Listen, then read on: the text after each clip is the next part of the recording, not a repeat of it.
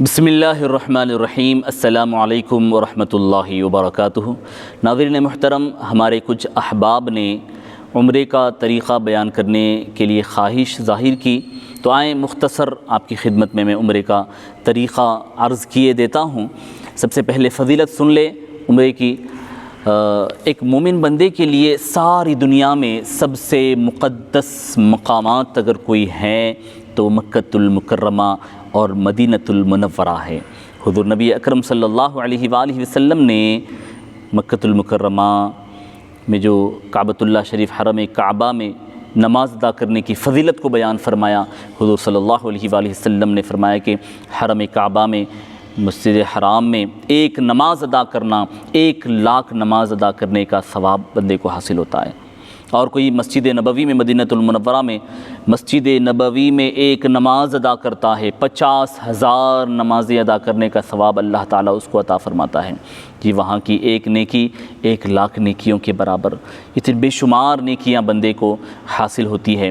حضور نبی اکرم صلی اللہ علیہ وآلہ وسلم نے فرمایا کہ تم حج اور عمرہ پے در پے کیا کرو، بار بار کیا کرو، کہ اس سے گناہیں ایسے معاف ہوتے ہیں۔ بندہ جب عمرہ ادا کرتا ہے تو گناہوں سے ایسے پاک و صاف ہو جاتا ہے جیسے لوہے کو بھٹی میں ڈالنے کے بعد جو لوہا زنگ آلود ہے، آگ میں تپنے کے بعد جس طرح وہ پاک و صاف ہو جاتا ہے، ایسے ہی بندہ گناہوں سے پاک و صاف ہوتا ہے۔ اور بار بار عمرہ کرنے کی فضیلت ایک یہ بھی آئی ہے خلاصہ حدیث کہ بندے کو تنگ دستی سے آزاد کیا جاتا ہے۔ بار بار جو عمرے کرتے ہیں ان کو غریبی اور تنگ دستی سے برات ملتی ہے اور گناہیں معاف ہوتے ہیں۔ جب بندہ کعبۃ اللہ شریف کے پاس پہنچتا ہے، کعبے کا دیدار کرتا ہے، پہلی نظر جب کعبۃ اللہ شریف پر پڑتی ہے، جو بھی دعا بندہ مانگتا ہے اللہ قبول فرما لیتا ہے۔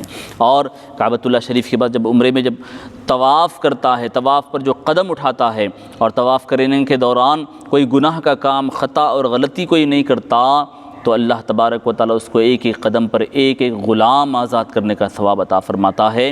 ایک غلام آزاد کرنے کا مطلب، جب بندہ دنیا میں کوئی غلام آزاد کرتا ہے، اللہ تعالیٰ اس کو دوزخ سے آزادی عطا فرماتا ہے۔ الغرض بے شمار فضیلتیں ہیں۔ اللہ تبارک و تعالیٰ سب خوش نصیب ایسے بندے ہیں جن کو یہ توفیق عطا فرماتا ہے۔ جس کو بھی استطاعت ہو، تڑپ ہو دل میں، اس کو چاہیے کہ بار بار عمرہ ادا کرنے کی وہ کوشش کیا کریں۔ یہ حکم بھی ہے اور اس کی بے شمار فضیلتیں بھی ہیں۔ آئے مختصر طریقہ میں آپ کی خدمت میں پیش کیے دیتا ہوں۔ جو کوئی عمرے کا ارادہ کرتا ہے تو ان باتوں کا جاننا اس کے لیے ضروری ہے۔ اس کے جو ضروری معلومات ہے اس کو حاصل کرنا ضروری ہوتا ہے، کیونکہ لوگ اتنے ہزاروں روپئے خرچ کر جاتے ہیں لیکن وہاں پر ایسی غلطیاں کرتے ہیں جس کی وجہ سے ان پر قربانی یعنی دم لازم آتا ہے، اور وہ بھی نہیں کرتے تو گناہوں کا انبار لے کر واپس لوٹتے ہیں۔ وہاں سے نیکیوں کا ایک ذخیرہ لے کر پلٹنے کے بجائے کچھ لوگ گناہوں کا انبار لے کر بھی پلٹتے ہیں۔ تو ساتھ میں کوئی معلومات والے شخصیت کوئی ساتھ میں ہے، یہ بہتر ہوتا ہے، کیونکہ لوگ ایسی غلطیاں کرتے ہیں کہ احرام کی حالت میں کچھ پابندیاں ہوتی ہیں، وہ پابندیوں کی خلاف ورزی کرتے ہیں۔ جی، تو ہم کو چاہیے کہ اس کی ضروری معلومات ہم حاصل کر لیں۔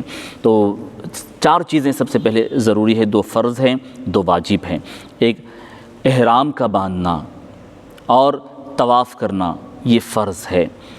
صفا و مروہ کے درمیان سعی کرنا اور حلق کرانا، بال نکلوانا، یہ واجب ہے۔ یہ 4 چیزیں اشد ضروری ہوتی ہیں عمرے کی حالت میں۔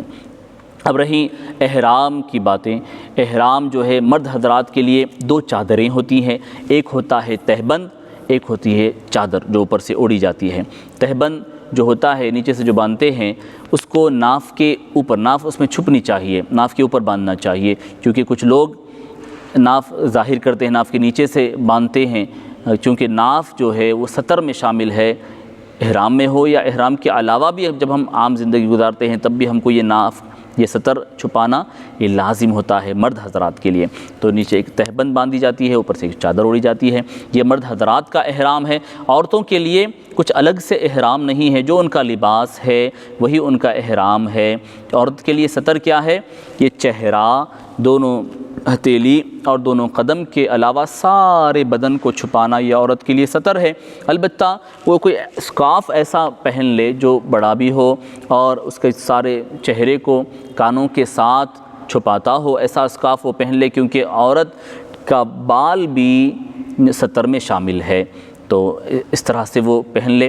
تو مرد حضرات جو ہے احرام جب باندھ لے، گھر سے جب ارادہ کریں عمرے کا تو گھر میں احرام باندھ لے، یا نہیں ایئرپورٹ پر آپ کو سہولت ہے ایئرپورٹ پر آپ احرام باندھ سکتے ہیں۔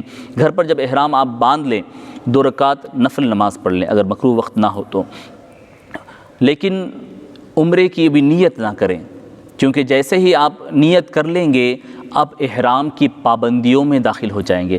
احرام کی پابندیاں کیا ہے؟ مختصر سن لیں کہ احرام کی حالت میں آپ خوشبو استعمال نہیں کر سکتے۔ کوئی آپ کو اگر پھول کا ہار پہنا دیا آپ پر نیت کرنے کے بعد، پھر پھول کا ہار اگر آپ پہن لیں گے آپ پر دم لازم آئے گا۔ عطر وغیرہ نہیں لگا سکتے آپ، بال ناخن وغیرہ نہیں تراشوا سکتے، مرد حضرات اپنے سر پر کوئی کپڑا نہیں ڈال سکتے، ٹوپی وغیرہ نہیں پہن سکتے، چہرے پر کوئی کپڑا وغیرہ نہیں لگا سکتے۔ جی یہ احرام کی پابندیاں ہوتی ہیں۔ تو گھر میں جب آپ نماز پڑھ لیں تو 2 رکعت نفل نماز پڑھیں احرام بننے کے بعد، لیکن نیت ابھی نہ کریں۔ نیت کب کریں؟ جب آپ ایئرپورٹ چلے جائیں، آپ اپنی فلائٹ میں بیٹھ جائیں، اس کے بعد 1-1.5-2 گھنٹے کے بعد، ویسے تو میقات جب آتا ہے جہاں سے ہم کو نیت کرنا ضروری ہوتا ہے، اگر بغیر نیت کے میقات سے آگے گزر جائیں گے تو پھر دم لازم آئے گا، قربانی لازم آئے گی۔ تو میقات پر اعلان تو ہوتا ہے، لیکن اس سے پہلے ہی فلائٹ میں بیٹھنے کے بعد آپ اگر 1-1.5 گھنٹے 2 گھنٹے کے بعد آپ نیت کر لیں گے تو آپ کے لیے مناسب ہوگا۔